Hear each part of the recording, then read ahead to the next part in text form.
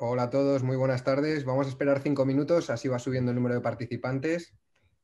Vamos a dar unos minutitos.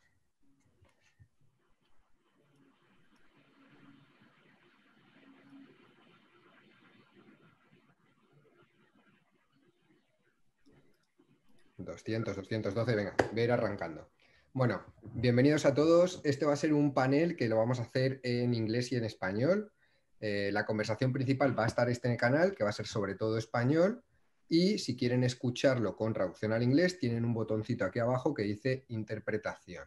So this is going to be the main channel. It's going to be mainly at Spanish. If you want to connect to listen in English, you have a button down here on the screen that it says interpretation. You just have to connect to the English channel. And we have Portuguese also. So we have English and Portuguese. Perfect.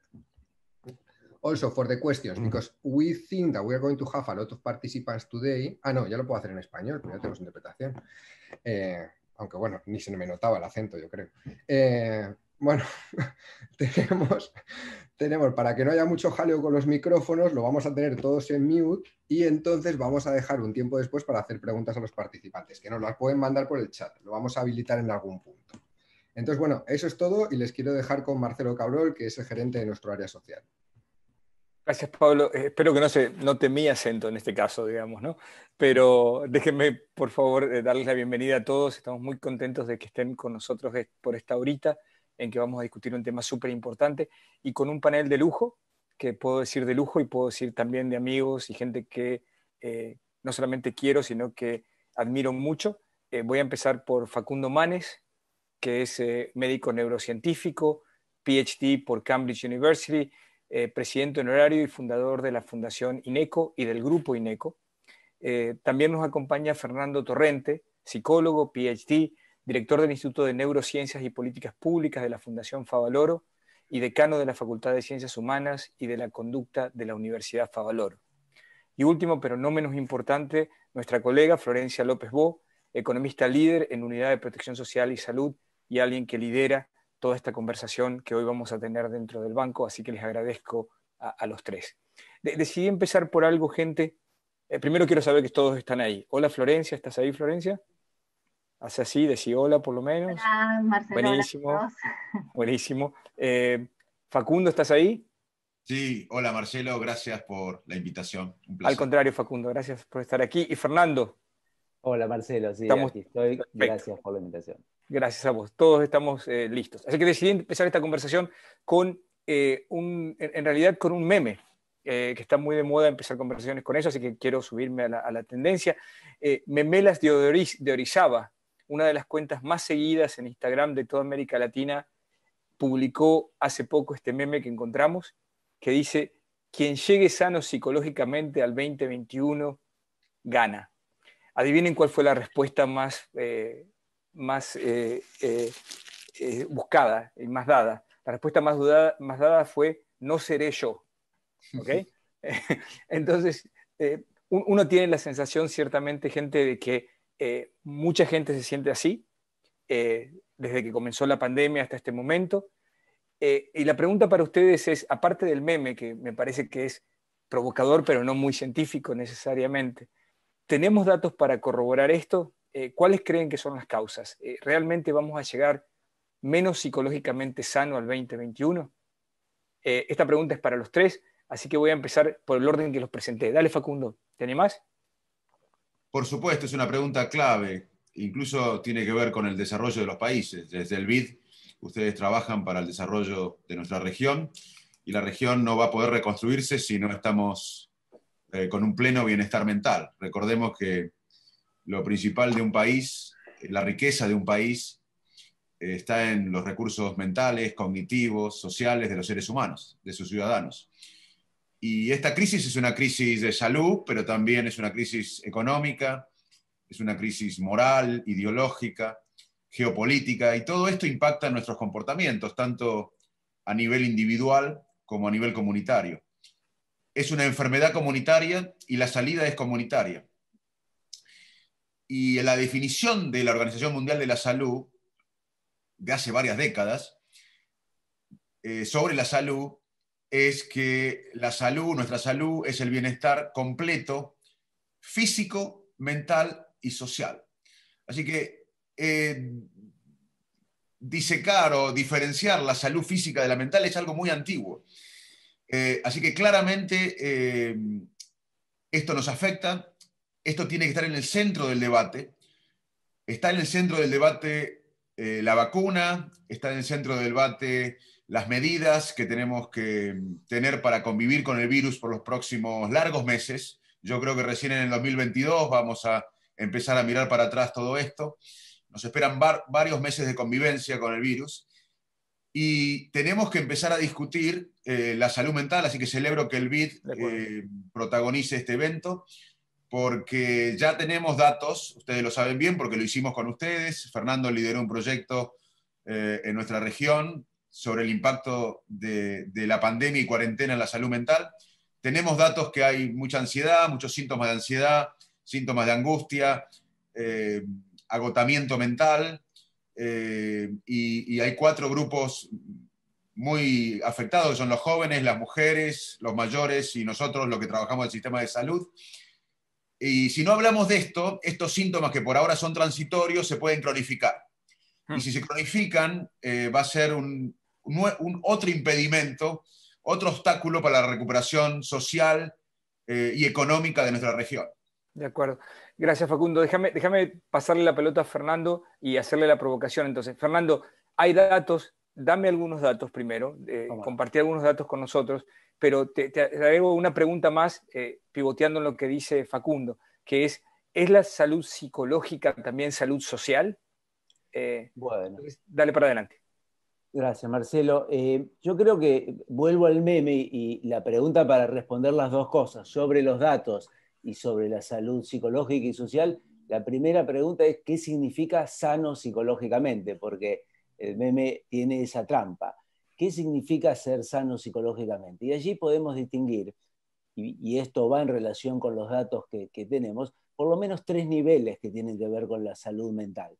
Por un lado, las percepciones que tienen que ver con el nivel de estrés general o el malestar, el estado de malestar psicológico general.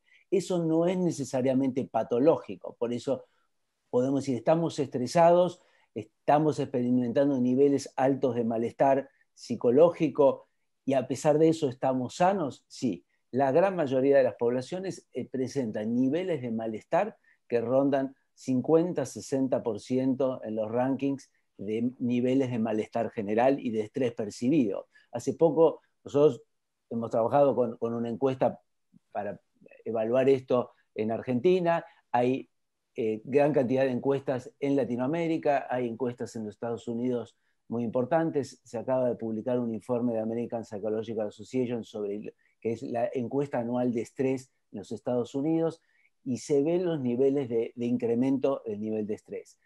Pero hay un segundo nivel que responde al meme que Perdón, es... ¿son sí, incrementos de 1, 2 veces? ¿Cuánto se ha incrementado más o menos?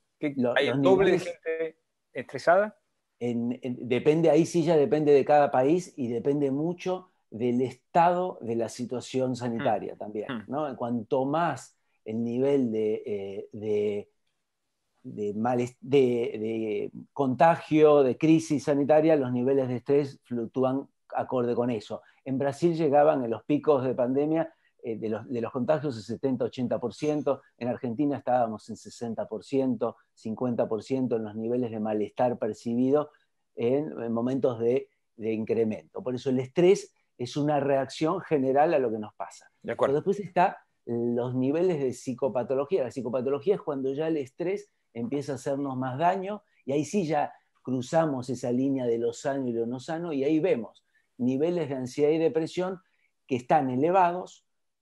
Ahí encontramos niveles entre el 20 y el 30% de personas que muestran sintomatología de estrés, y probablemente personas que presentan algún trastorno entre un 10 o un 15%, que eso duplica probablemente los niveles de base que teníamos antes de la pandemia, en ya trastornos o problemas de salud mental.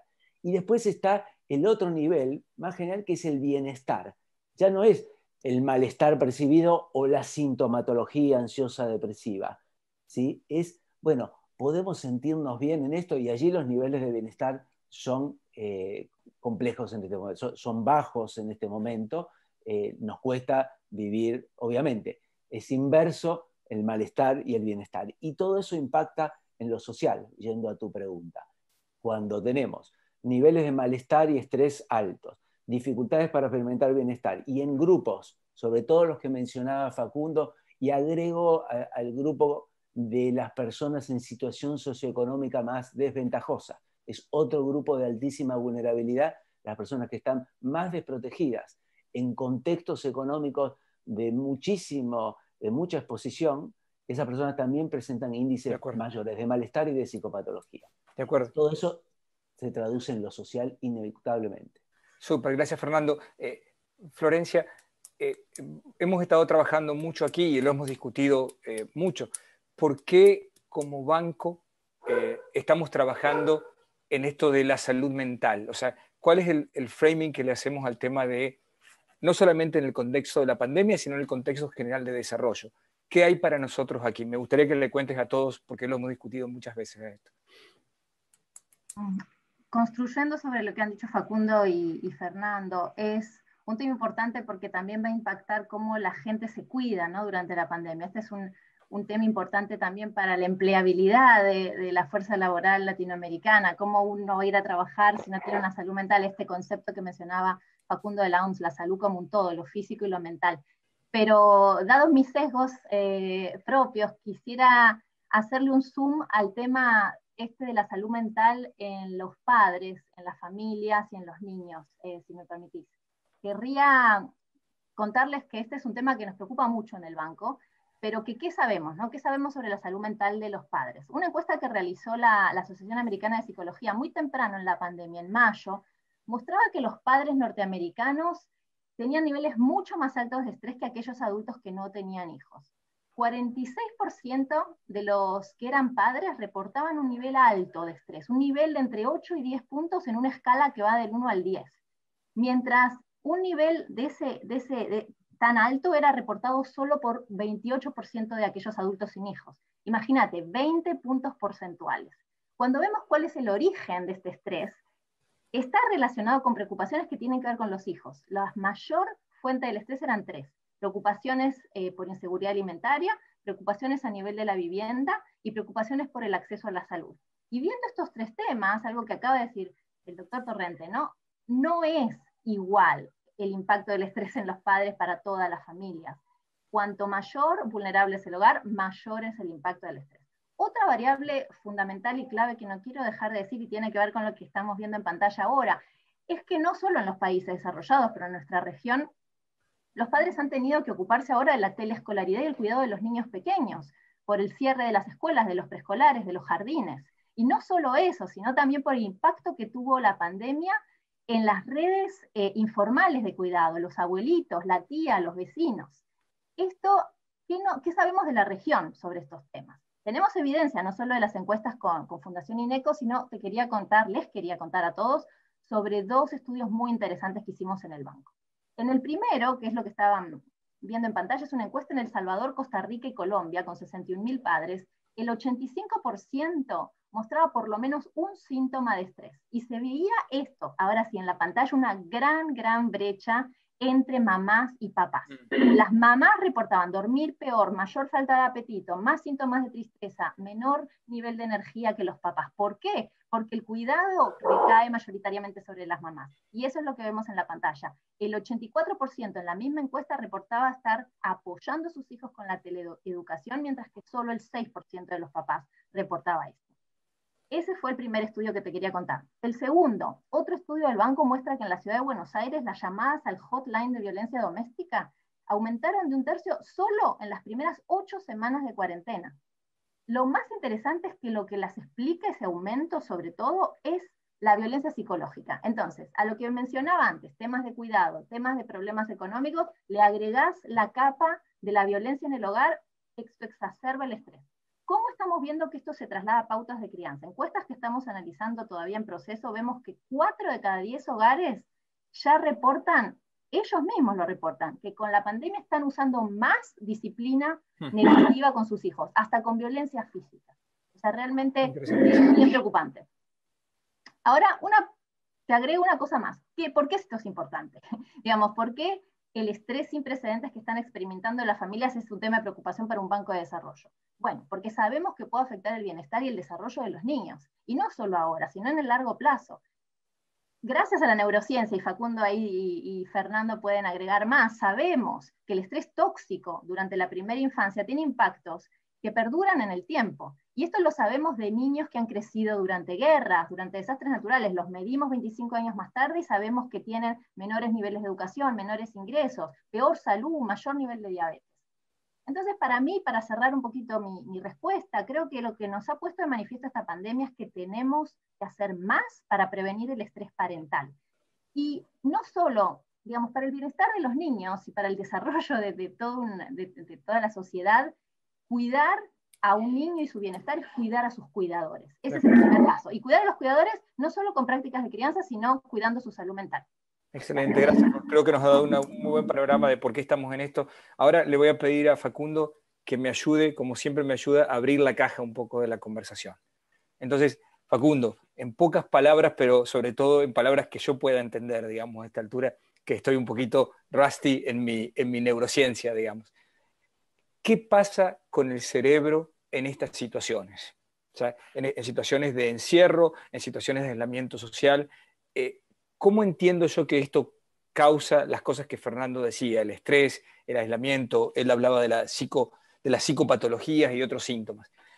Quiero que me digas eso, voy a ser muy ambicioso, quiero que me cuentes cuáles son las consecuencias de corto, pero sobre todo de largo plazo. Y lo último que te quiero pedir es, ¿hay forma de desandar ese camino? Mirá qué pregunta fácil que te hago. La primera es bastante fácil porque estamos, por primera vez en la historia, sincronizados en varias partes del mundo, en la mayor parte del mundo, con una emoción, que es el miedo. Lo que estamos viendo es la distribución del virus, pero estamos viendo también la distribución del miedo. Y es un tema que me quiero detener, porque nosotros, los seres humanos, somos seres emocionales. Nos gusta pensarnos racionales, es otra charla, pero las emociones le dan color, son parte natural e importante de nuestra supervivencia. Las emociones le dan color a nuestra conducta, a nuestro estado mental. De todas las emociones que tenemos, el miedo te diría que es la más importante, porque es la que nos permite sobrevivir. Si hay una conducta en miles de años que nosotros tenemos que tener como prioridad, es sobrevivir, porque si no, no hay otras conductas. ¿Y qué es el miedo? El miedo es una alerta del peligro. El miedo nos dice que hay peligro. Y cuando tenemos miedo, todo el resto del mundo entra en un compás de espera, se paraliza. Y el miedo nos paraliza a nosotros, nos pone a la defensiva. Y además, nosotros ahora no vemos la amenaza, porque es un virus que no lo podemos ver, no sabemos cuándo nos podemos infectar, eso genera incertidumbre, y podemos imaginar el miedo a perder nuestro trabajo, a que nuestro país no tenga el músculo, o nuestra región en Latinoamérica no tenga el músculo de Europa, o de Estados Unidos, o de China para enfrentar esto. Podemos tener miedo a la economía de la familia o personal, y el miedo anticipatorio, que es la ansiedad, te diría que es lo que pasa en el cerebro en este momento. Y por eso el miedo no tiene que ser nuestra guía cuando hablamos del futuro, porque el miedo es un importante factor de coerción social. El miedo le hace al ciudadano agachar la cabeza frente a la posibilidad que el poderoso lo atropelle. El miedo a perder el trabajo le hace al trabajador no ir por más. El miedo nunca debe ser nuestra guía, por eso el mensaje debe ser menos miedo y más cuidado. ¿Cómo salimos del miedo? Con información y en forma cooperativa. Repito porque es muy importante el concepto, esta es una enfermedad comunitaria y la salida es comunitaria, es entre todos, y la cooperación es un antídoto para el miedo.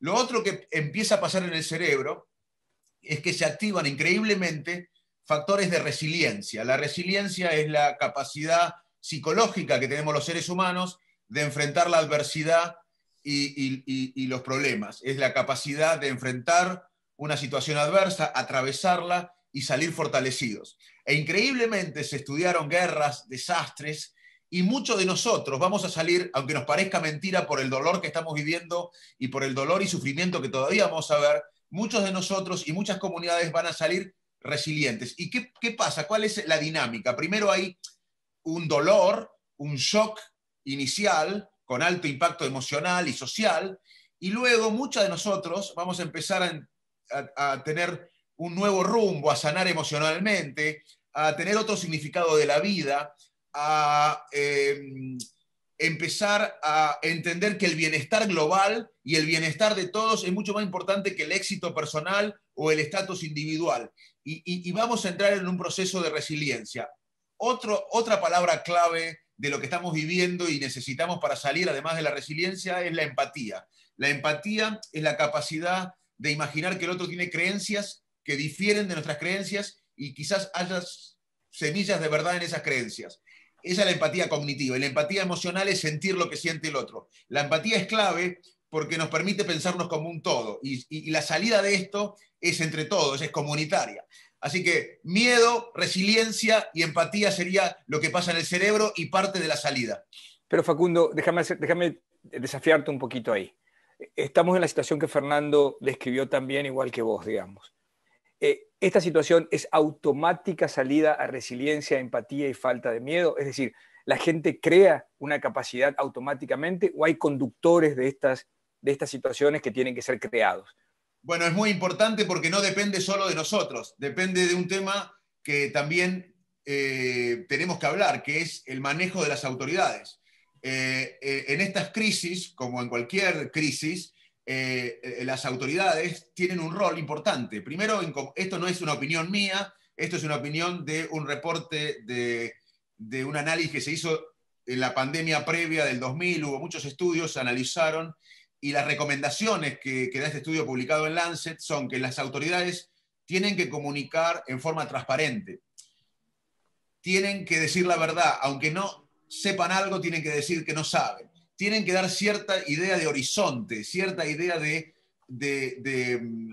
perspectiva, porque aunque todos entendamos que esa perspectiva y ese horizonte puede cambiar, es muy importante tener cierto horizonte, que no pensemos los ciudadanos, que muchos se están empobreciendo, perdiendo el trabajo, que las autoridades piensen en ellos, en las autoridades o en el futuro de ellos antes que en el bien común, porque si la sociedad sospecha esto, aunque no sea verdad, esto nos hace más miserables. O sea, hay cosas que podemos hacer nosotros, pero hay cosas que pueden hacer las autoridades. Por eso es colectivo esto, porque por más que nosotros hagamos meditación, que hagamos ejercicio, que hagamos una serie de recomendaciones que podemos discutir cuando ustedes quieran, si tenemos un contexto que no es bueno, que es tóxico, eso va a influir y ahí no podemos hacer mucho nosotros más que tratar de cooperar y empujar para que haya una discusión basada en la evidencia científica y en la razón, más que en los sesgos y en la lucha de facciones. Entendido. Fernando, vuelvo a tu tema de sintomatología que me interesó tanto, digamos. Entonces, yo entendí que todas las cosas que estamos describiendo acá se asemejan, y lo voy a decir poco científicamente, a una pandemia social, a una pandemia psicológica, de alguna manera, ¿no?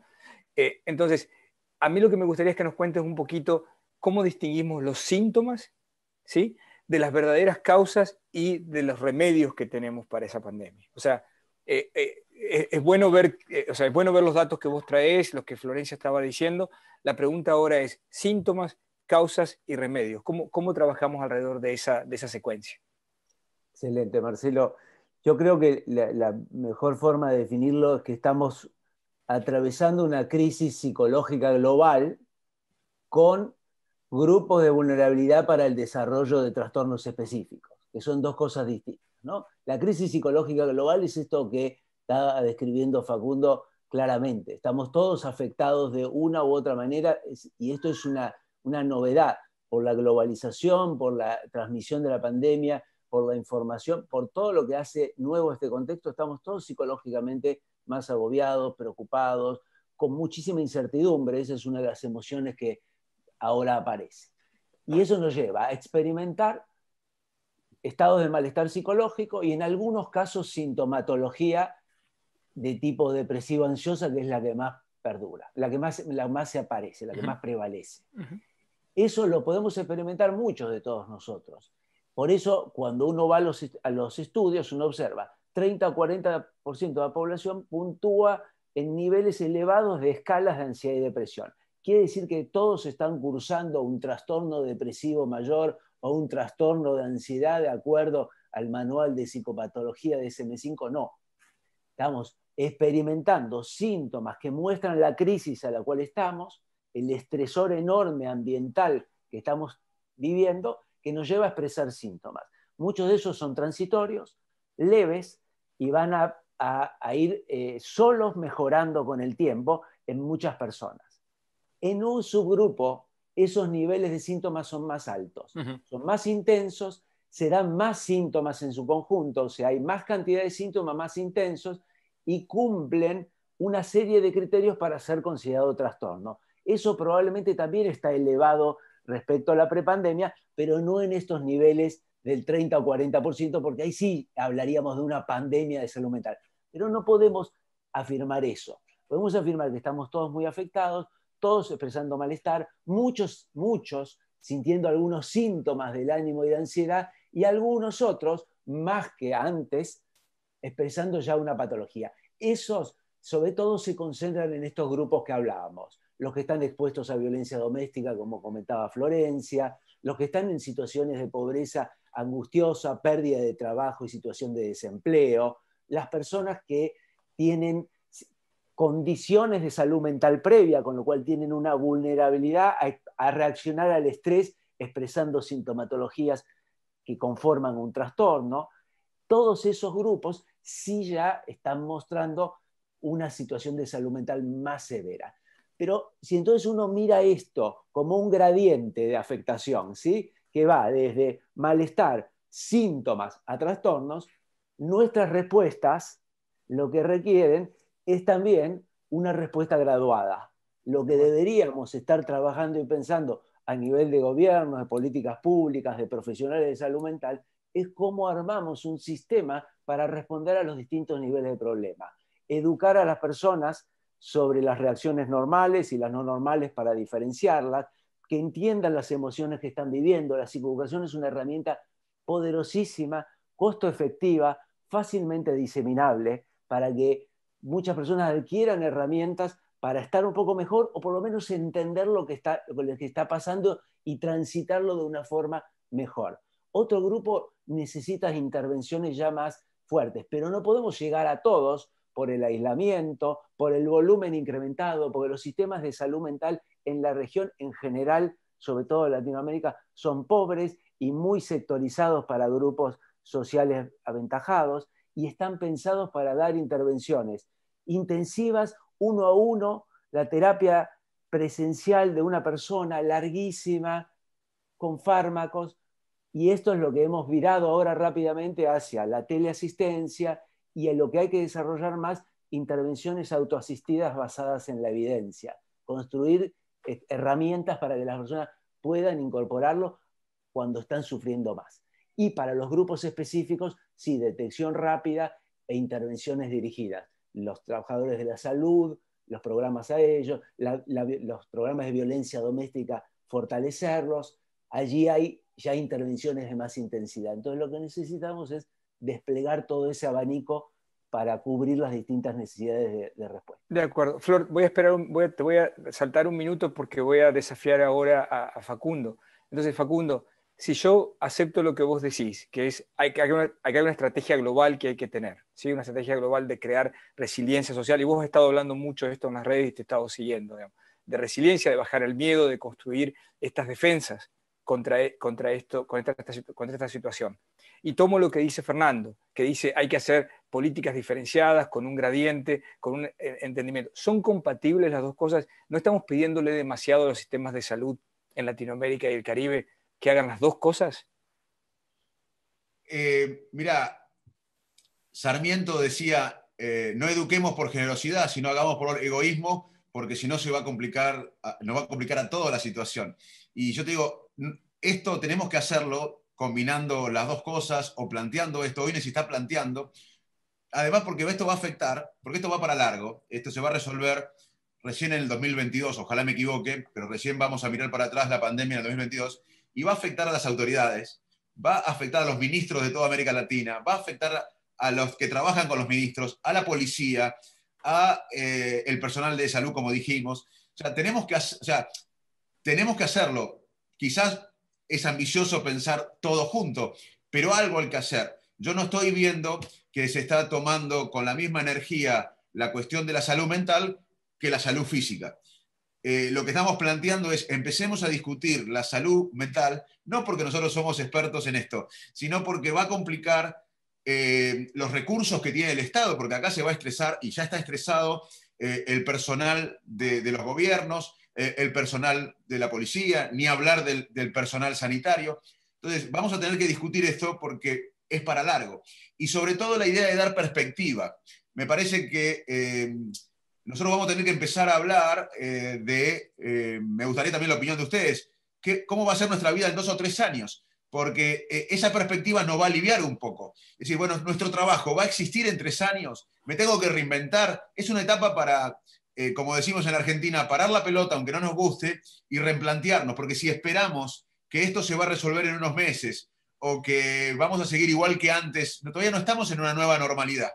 Y va a costar mucho estar en una nueva normalidad, quizás un año y medio más. Entonces me parece que una perspectiva y una discusión global de esto es muy necesaria, no solo porque nosotros nos dedicamos a esto, sino para cuidarnos entre todos y poder salir mejor, incluso económicamente.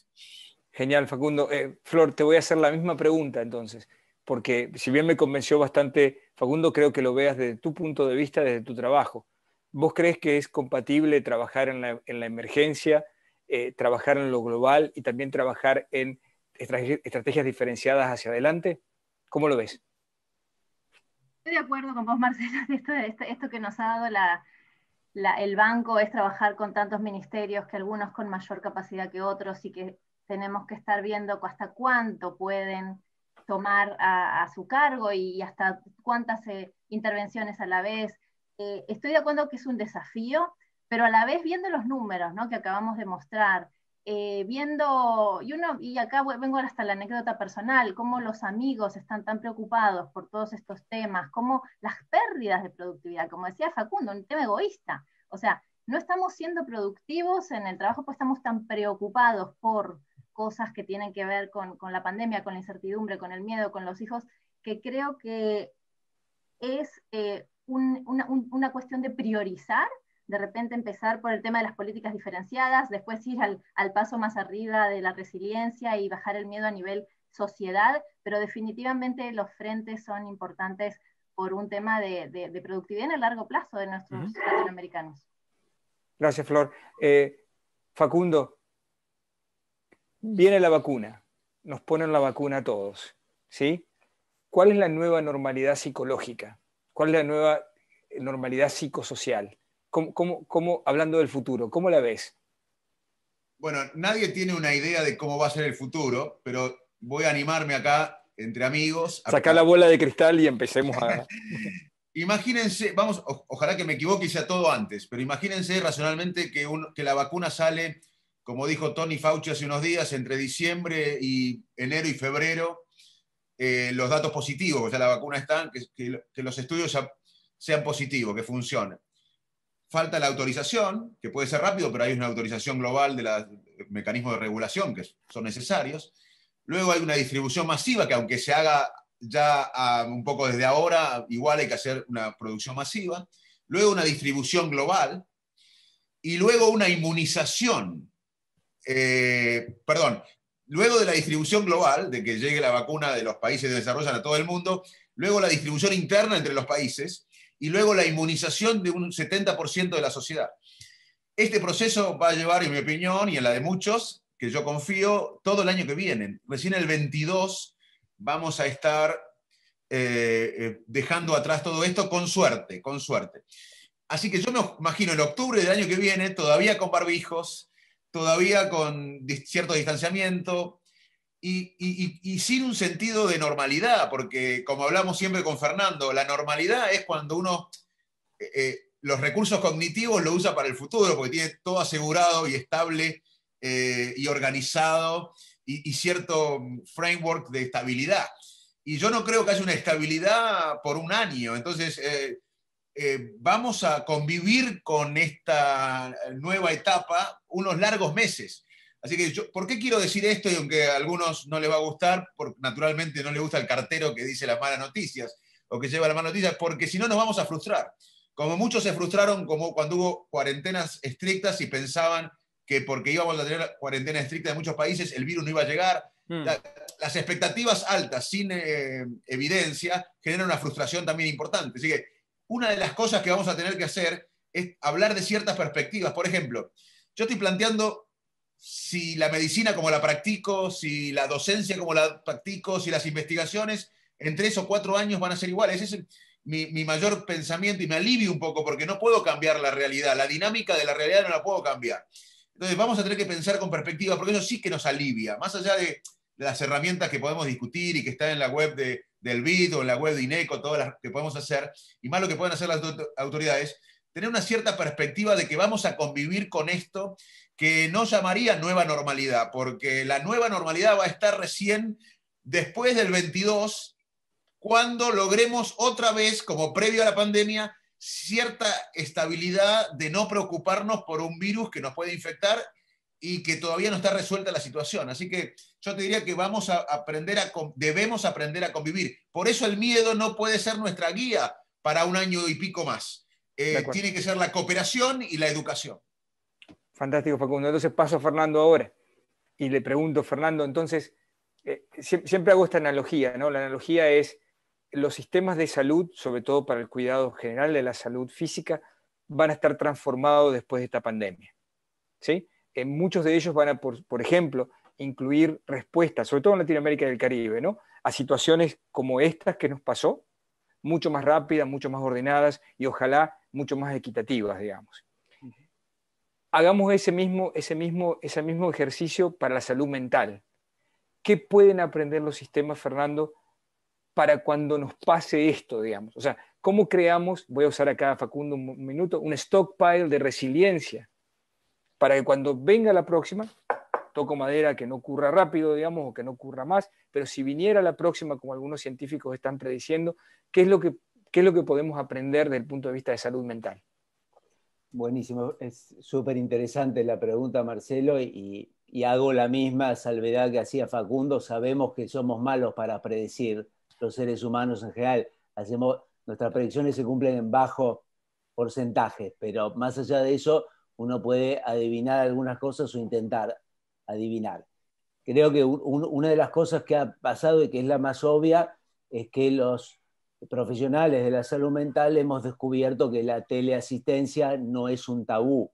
La asistencia en salud mental ha sido un espacio ultra conservador de modalidades de atención y dispositivos. Ultra conservador quiero decir, se siguen manejando con dispositivos creados a finales del siglo XIX, que han sido exitosos, que han funcionado hasta cierto punto, pero que ya antes de la pandemia sabíamos que tenían un gran defecto. Llegan a un porcentaje muy pequeño de la población. La salud mental antes de la pandemia no era una salud mental globalizada. Y una cosa más, ese conservadurismo también llevó a que los tratamientos basados en la evidencia son aún un porcentaje muy chiquitito de los pocos tratamientos que se brindan a las personas con salud mental.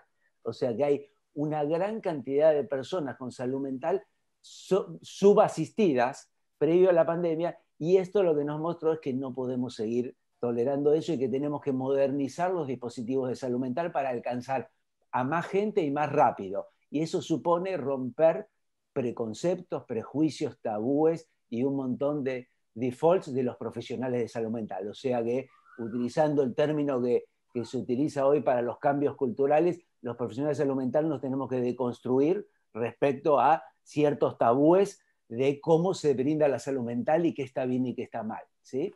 Que no somos los dueños de la salud mental. La salud mental es de la población, no de nosotros, y eso creo que acá vimos esa limitación. Y cuando tuvimos egoístamente que salir a dar teleasistencia porque nos quedábamos sin trabajo nosotros, todos rápidamente dijimos, che, no está tan mal hacer psicoterapia por Zoom. Eso está muy y hace bien. 6 meses o 7 meses, el 90% de los psicoterapeutas decían, no, la presencialidad es inevitable para la psicoterapia. No podemos establecer un vínculo a distancia. ¿Por qué? porque ahora nos tocaron nuestro bolsillo y nuestra subsistencia y migramos. Eso es lo que nos muestra que nos tenemos que deconstruir y pensar en una salud mental global para las personas. Fernando, Y eso no es solo teleasistencia, sino más tratamientos basados en la evidencia y también soltar nuestras ansias de poder. Hay cosas que hacen muy bien, ejercicio físico, terapias autoasistidas, biblioterapia, hay mucha literatura que sabemos que funciona, pero no la usamos porque el poder nuestro es yo soy el que sé y vos tenés que venir a mí. Eso va a cambiar. Me encantó tu apreciación, sobre todo la palabra reconstruir, ¿no? Deconstruir para reconstruir en realidad, ¿no? O rewire, o como quieras llamarle, porque en realidad a todos nos está pasando lo mismo, ¿no? Nos está pasando, Florencia, yo, que trabajamos mucho tiempo en los sectores sociales, en educación, en salud, en protección social, en empleo. Lo que estamos viendo esencialmente es que nuestro primer paradigma a romper es el de la presencialidad como una condición sine qua non para trabajar en estos temas, digamos. No hay reemplazo, hay en realidad ensanchamiento de nuestra misión. Flor, voy a empezar con las preguntas directamente a vos, te voy a disparar la primera. Silvia Bosa, tenemos muchísimas preguntas, así que vamos a ir disparándolas. Por favor, si pueden ser cortos para que podamos meter la mayor cantidad de gente. Tengo miedo a 2 generaciones, dice Silvia Bosa, la de mi hijo de 17 y la de mis padres de 70. Entonces, te quiero preguntar si los miedos de Silvia están bien localizados, y me parece, a mí por lo menos, que me faltaría la de los chicos más chiquitos, pero esa es una pregunta que te quiero dejar a vos. Sí, no, definitivamente están los temas de salud para las personas de 70, la generación de 70, en los adolescentes hay un tema de que están sufriendo mucho esta pandemia de esta conversación, la salud mental, la falta de vínculos en la adolescencia definitivamente es alguien para preocuparse, pero yendo ahora a los más chiquititos, y lo metemos al de 17 ahí porque es algo común, estamos muy preocupados en el sector social por no tener una generación perdida. Lo que mencionaba al principio, el impacto de esto en los niños, con el cierre de escuelas, con la falta de contacto con sus compañeros, pero sobre todo con los maestros, y lamentablemente una respuesta muy tibia de los gobiernos a responder, a llegar a esa población, nos está empujando a nuevas alternativas que hay que buscarlas. O sea, creo que como decías vos, así como vimos un aumento en la telemedicina, algo bueno de los programas de infancia es que la pandemia les está obligando a ser más innovadores, entonces espero que esa preocupación, por lo menos para los más chiquitos, sea atendida. La de salud, hasta que no esté la vacuna, el aislamiento. O sea que Silvia tiene razón. Perfecto. Facundo, primero acá, Manes y todos los neurólogos y psiquiatras top que tiene nuestro país debe coordinar una ONG para asistir a este desastre. Te lo dejo como en tu lista de trabajo, digamos, que de hecho ya lo estás haciendo, pero te voy a hacer la pregunta en realidad, que es de Erika Guiduto. Erika dice, ¿sería positivo que los medios de comunicación le dieran más espacios a la salud mental, a especialistas que aporten recursos y herramientas para la salud emocional? Yo te he visto incansablemente haciendo esto, Facundo, pero la pregunta para vos es, ¿por qué no se hace más? Esto que está ahora tan saliente, ¿va a desaparecer? Voy a decir de nuevo la palabra nueva normalidad, así que no te enojes, pero ¿cómo hacemos para mantener este foco que estamos teniendo? ¿Es un tema de medios de comunicación? Primero quiero responder a esto de la ONG, que yo también justo la leía la pregunta. En realidad es Marta Monacci que lo hace, digamos. Que lo estamos haciendo con la Fundación INECO y el BID. De hecho, la semana que viene, el BID y Fundación INECO hacen un simposio de bienestar. Expertos, bueno, Florencia es una de las speakers, expertos en todo el mundo sobre el bienestar, porque el bienestar se puede construir. De eso, si quieren, podemos hablar. Fernando puede hablar de esto. Tenemos que entender que el bienestar se puede construir, que hoy la neurociencia con otras disciplinas tienen herramientas para construir nuestro bienestar. Hay parte que es genética y hay parte que no se puede, pero hay gran parte que se puede construir. Y también el de las sociedades. Y también espero que aprendamos que el bienestar de las personas tiene que ver con el contexto. Y muchas veces en Latinoamérica, aunque uno le vaya bien, vivir con tanta desigualdad, con tanta gente enferma y pobre alrededor, impacta en nuestro bienestar y felicidad. Los países escandinavos tienen un promedio más de bienestar, aunque no tengan tanto dinero como algunos latinoamericanos, porque tienen más igualdad, menos corrupción. O sea, tenemos que empezar a entender que el bienestar es una construcción personal, pero también colectiva. Y de eso vamos a hablar en el simposio, que están todos invitados. Ya hay más de 15.000 inscriptos, o sea, que este tema genera claramente mucho interés, porque justamente lo que decía Florencia y lo que decías vos, que falta que los gobiernos se pongan al hombro este tema y usen los canales de televisión oficiales, la pauta oficial de tanto de las intendencias, las gobernaciones, los ejecutivos nacionales de todos los países de América Latina para hacer psicoeducación. Deberíamos haber hecho en América Latina, desde el gobierno, usar todos los canales oficiales para hacer una gran psicoeducación masiva a través de la tecnología, de las redes, de la televisión. Creo que no lo hicimos porque todavía hay este concepto que, insisto, que separamos la salud, le damos más entidad a la salud física que a la salud mental. Y repito, la Organización Mundial de la Salud define la salud hace décadas como el estado de bienestar completo físico, mental y social. Creo que todavía tenemos un hábito de entender que la salud física prevalece sobre la mental, que una hepatitis es quizás una enfermedad más seria que una ansiedad o que un trastorno obsesivo compulsivo. Y tenemos que hablar de esto porque mi preocupación es que, y sé que la de Fernando, es que estos síntomas que por ahora no son trastornos, como bien decía Fernando, y que son transitorios, si no hacemos esta psicoeducación masiva, que la estamos haciendo con el BID, con INECO, pero debería ser mucho mayor, a gran escala, tenemos miedo que esto se cronifique, porque cuando el estrés es agudo, es parte de la fisiología normal, aumentar la respuesta fisiológica para el aumento de la demanda. Pero cuando el estrés es crónico, cuando llevemos meses con estos síntomas, muchos de estos síntomas pueden cronificarse y producir trastornos, y ya puede ser un poco tarde. Entonces, este es el momento de pensar a gran escala. Muchísimas gracias, Facundo. María Paola Lugo Gómez, Fernando, pregunta esto que me parece que va muy alineado con lo que hablabas de gradientes. Dice, el 30-40% de aumento de estrés y otras sintomatologías que vos hablabas se correlaciona con la agudización del índice de pobreza que afecta a toda Latinoamérica, donde la salud mental depende del equilibrio económico y el cubrimiento de las necesidades básicas insatisfechas que se creían cubiertas, pero que hemos visto que no. Déjame subirme a esta pregunta. Yo inmediatamente pensé cuando Facundo estaban hablando, cuando Florencia habló de los que más sufren en esta pandemia, sí, en realidad tendríamos que prestarle atención a los más vulnerables primero, ¿sí? Y si solamente los más vulnerables están afectados por esto, o mejor dicho, si desproporcionalmente más los más vulnerables están afectados por esto. Sí, yo creo, Marcelo, la respuesta, empiezo de atrás para adelante, es claramente hay una proporcionalidad. El nivel de impacto es mayor en función de los niveles de dificultades económicas, porque los niveles de dificultades económicas se asocian a menores recursos, a mayores incertidumbres de todo tipo, diarias, a mayores niveles de estrés y también menor acceso a la salud y a la posibilidad de buscar recursos paliativos para lo que están viviendo. O sea, no solo el nivel de estrés sufrido es mayor, sino que los recursos para combatirlo son más altos. Y nosotros sabemos que las reacciones son el producto de esas dos cosas. Cuánto algo me afecta y cuánto yo estoy preparado o tengo recursos para enfrentarlo.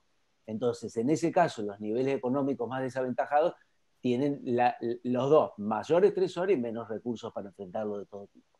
Entonces, deberían priorizarse y deberíamos trabajar en todos los niveles. Lo que decía Florencia respecto al impacto en la escolaridad, es claro, es mucho más grave aún en las familias donde la estimulación, el aprendizaje depende mucho más del acceso a la escuela, pero además la alimentación, el cuidado diario y un montón de cosas dependen de la escolaridad. Esos grupos necesitan asistencia y ahí es donde uno puede desarrollar programas para no solo suplir las necesidades básicas nutricionales y alimentarias, sino acompañarla. Y en eso es lo que estamos trabajando también en la cooperación nuestra Fundación INECO con ustedes, con el BID, cómo hacer llegar intervenciones que apunten a las otras cosas, al trato, a la estimulación, a mantener lo más posible todo eso aún en estas condiciones difíciles. Entonces, sí, deberían ser los grupos prioritarios,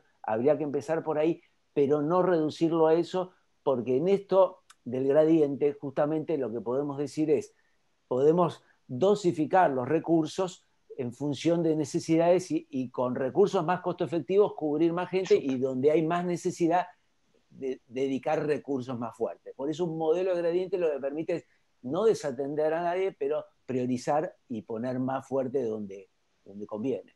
Buenísimo. Muchas gracias. Flor, acá una pregunta para vos de Juan Pablo Vargas Aravena. Dice, ¿cómo visualizan el rol de las empresas en Latinoamérica en cuanto a cuidado y promoción de la salud mental de sus trabajadores? Uy, difícil. Difícil. Bueno, creo que las empresas por ahí tienen un rol como un poco como el sector público también, ¿no? En poner a disposición recursos, o sea, en el banco lo hemos visto, hemos tenido recursos ergonómicos para nuestra salud física, para ver que tengamos la laptop para la altura de los ojos y que estemos bien sentados. Creo que todo esto desde el sector privado también se ha trabajado, pero un poco menos he visto el tema del cuidado de la salud mental, el autocuidado, esto de la alimentación, el ejercicio. Creo que ese rol de direccionar y de poner a disposición recursos es un rol importante para cuidar yo creo que la productividad de sus empleados, ¿no? Pero también algo que vos has trabajado mucho, que es el tema de darles a los padres y madres, sobre todo a las madres trabajadoras, por el gráfico que mostraste hace un ratito, digamos, sí, ¿no? La posibilidad de poder cumplir con roles de teletrabajo y con roles incluso de presencialidad de una manera menos estresante, valga la redundancia, ¿no? Dándole posibilidades de cuidado de los niños, flexibilidad en cuanto a la entrada en el trabajo y de la salida, flexibilidad en cuanto al otorgamiento de... Pero esos son mis 5 cents a lo que estabas diciendo, así que te agradezco muchísimo. A ver, Facundo, acá tengo uno para vos. Dice, ¿cómo podemos hacer los médicos, o en mi caso, esto es de Iván Jesús Morales Abate, ¿cómo podemos hacer los médicos, en mi caso, como futuro médico, para ayudar en estos problemas de salud mental? ¿Cómo podemos hacer para que los chicos, adolescentes y adultos mayores puedan transcurrir esta pandemia sin sufrir problemas, sin sufrir depresión, entre otras cosas? Yo supongo que está hablando, Facundo, de todos los profesionales de la salud, ¿no? Cuando habla de médicos y futuros médicos. Así que quizá preguntarte cómo pensás que la profesión salud, la profesión de los cuidadores de salud puede ayudar a ensanchar esta conversación sobre salud mental? Bueno, primero 2 cosas. Dale. Como futuro médico y colega, saber y promover el concepto de que es imprescindible contemplar a las personas, a todos nosotros, en toda nuestra complejidad. Y además de resguardarnos del virus, tenemos que cuidar nuestra integridad emocional, mental, afectiva y económica. Porque si no abordamos el bienestar emocional de todos nosotros, los costos humanos, sociales y económicos a largo plazo en nuestra región, en todo el mundo, pero estamos hablando de nuestra región, tendrán enormes consecuencias. Lo otro que debe tener presente mi colega, mi futuro colega, es que los médicos, los camilleros, los enfermeros, los administrativos de los hospitales, todo lo que trabajamos en el sector sanitario, en la salud, tenemos que cuidarnos, porque la mejor manera de cuidar al otro es cuidarnos a nosotros para poder cuidar. Y nosotros somos los más afectados.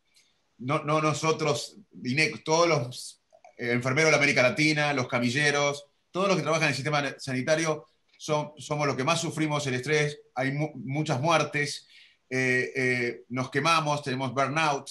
Entonces, me parece que la mejor manera de ayudar es preservarnos nosotros, porque si no nos cuidamos nosotros, no vamos a poder ayudar. Y una de las preocupaciones de todos los que estamos pensando esto es que el gran alto índice de burnout, de síndrome del quemado, que está habiendo en los profesionales de la salud. Y como esto va para largo, estamos muy preocupados sobre cómo proteger a los que nos cuidan. En este caso somos nosotros, pero cómo proteger a los que nos cuidan debería ser una política de los gobiernos en toda América Latina, porque esta es una maratón, no sabemos si de 40 o 50 o 60 kilómetros, y todavía no corrimos gran parte de la carrera. una super maratón, ciertamente. Fernando, hay muchas preguntas, así que no voy a poner un nombre, pero hay muchísimas preguntas sobre algo que a todo el mundo se le ocurre, pero que es muy difícil hacer, que es incluir en las escuelas, es decir, desde muy temprano. Se puede incluir en las escuelas desde muy temprano prácticas de salud emocional, meditación, alimentación saludable, etcétera, etcétera, que aumente, volvemos al gradiente, pero al revés ahora, que aumente nuestras capacidades para resistir este tipo de situaciones. ¿Se puede hacer desde chicos? ¿Se puede hacer? ¿La escuela lo puede hacer? Es la pregunta que todos preguntan aquí. Es uno de los desafíos y viene siendo un tema de estudio en los últimos años previo a este evento, pero creo que este evento lo que hace es remarcar o realzar la importancia de poner más énfasis o esfuerzo en ver si podemos prevenir antes que curar, si podemos preparar a las personas. Entendemos que sí, creemos que sí, hay estudios todavía muy preliminares sobre los efectos de lo que es la educación emocional, los programas de emotional literacy, o sea, de poder transmitir a las personas desde chiquitos cómo aprendemos a leer y a escribir, cómo aprendemos a hacer cuentas, cómo entrenamos el pensamiento lógico, poder entrenar estas otras habilidades de regulación emocional, las habilidades sociales. En el campo clínico sabemos que sí, ¿sí? Sabemos en el campo clínico que la emoción se puede regular y aprender a entrenar a regular las emociones. Sabemos que las habilidades sociales en el campo clínico lo podemos hacer. Ahora, ¿eso es transferible a larga escala, a volumen en las escuelas y en poblaciones que no tienen problemas previos y es eficaz? Es una pregunta abierta que se viene estudiando y que hoy cobra muchísima importancia y relevancia porque además creo, como decía Facundo, que una de las cosas de esta resiliencia es que nos van a interesar más esas cosas. Vamos a estar más motivados a poner a prueba esas cosas y no solo, digamos, la alfabetización o los programas. Nos damos cuenta de lo importante que es esto. Esto nos ha conmovido socialmente y por lo tanto nos ha mostrado que como las herramientas que tenemos en general hasta ahora, algunos tienen más, algunos menos, pero a todos nos resultaron bastante escasas. Todos hubiéramos querido tener como un poquito más de herramientas para enfrentar esto. Entonces yo creo que la sociedad y nuestra especialidad, la psicología, las neurociencias y demás, aún más han tomado nota de decir, bueno, si tenemos que estudiar algo es esto. Por lo que vos preguntabas en la pregunta que me hiciste antes, ¿qué podemos aprender de esto para adelante? Podemos aprender que esto puede volver a pasar y que cuanto mejor estemos preparados en esto y desde más chiquititos, mejor nos va a agarrar. Entonces, creo, la respuesta es, creemos que sí se puede entrenar, todavía hay mucho estudio para probarlo en gran escala y es súper necesario y creo que vamos a estar motivados. Gracias, Fernando. Me están corriendo para terminar, me quedan 150 preguntas acá para contestar, para hacerles, pero no vamos a tener tiempo. Así que voy a tomar un pedacito de una pregunta y les voy a dar 30 segundos máximo a cada uno para que respondan esta preguntita. Francismar Ramírez, y perdón si digo mal el nombre, desde Caracas, tiene una pregunta larga y hace una afirmación que me parece que es bueno que la charlemos. La sola idea de un año de aislamiento más es agónica, dice Francismar. Y yo creo que refleja lo que muchos sentimos o estamos empezando a sentir sobre el aislamiento. Entonces, quiero que en 30 segundos los tres, empezando por Florencia, me den un mensaje optimista para Francismar. ¿Qué tengo que decir? Dado que tengo 30 segundos, me focalizo en la infancia. Creo que algo bueno que hemos visto en la región es la respuesta de los programas. Esto de que la pandemia les forzó a ser innovadores, como decía, la agenda digital, algo que todavía la región no lo agarraba. Con la pandemia, ¡fium! Tenemos más, lo que mencionaba Fer, sobre salud mental por Zoom. Lo mismo pasa con esto del año agónico, o sea, no olvidemos que deberían los programas estar atendiendo a los niños y no tienen que estar fuera de la escuela. Hay muchas innovaciones que están sucediendo, el WhatsApp, el SMS, una vuelta gradual a la escuela, empezando por los niños más vulnerables, lo estamos viendo acá en el Distrito de Columbia. 11 niños por grado van a volver, los más vulnerables, los que no tienen hogar, los que no tienen acceso a comida. hay maneras, pero creo que el mensaje de positividad, para que no sea unos años o año agónico, es la innovación en la prestación. Gracias. Eso es a lo que hay que apostar. Súper, muchas gracias. Fernando, tus 30 segundos de optimismo para todos. Yo voy a tomar la metáfora de Facundo de la maratón porque es una de mis aficiones. Uno sabe que las maratones se sufren más de antemano que durante.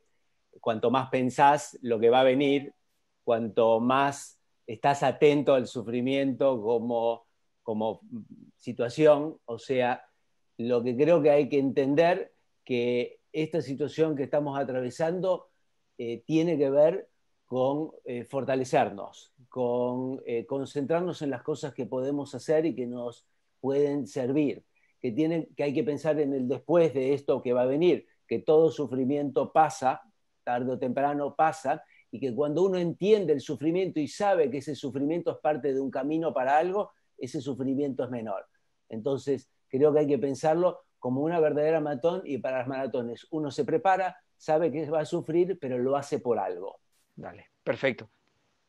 Facundo.